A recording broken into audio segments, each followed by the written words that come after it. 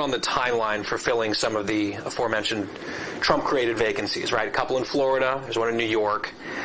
As you think about a legislative agenda moving forward and you look at the calendar, what are you expecting? What are you anticipating in terms of getting those seats filled? Because Florida, I know that they're doing everything they possibly can.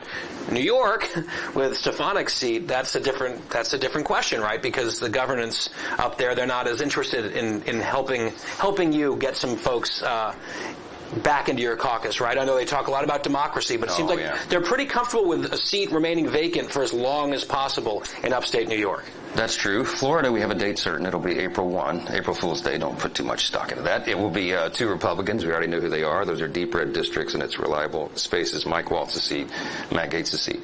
Elise Stefanik's seat in New York is different because you're right. The liberal left Democrats run the state assembly, and they've not been kind to us there at the state capitol, and they're toying with the idea of extending and holding that seat open under some guise of democracy until the fall, perhaps. It's one of the suggestions. So a delayed election for democracy? For democracy, yeah. Don't forget about the fact that 750,000 upstate New Yorkers would be without representation in Congress for no apparent reason. Under existing New York law, that vacancy is supposed to be filled no later than 90 days from the date that it is vacated. So we'll see what happens. They haven't changed the law yet. If we get the budget resolution passed this week, which is the plan, then it's possible that Elise Stefanik would go ahead and move on to her assignment at the UN as the ambassador there once she gets through the confirmation process in the Senate, which I think would go quickly.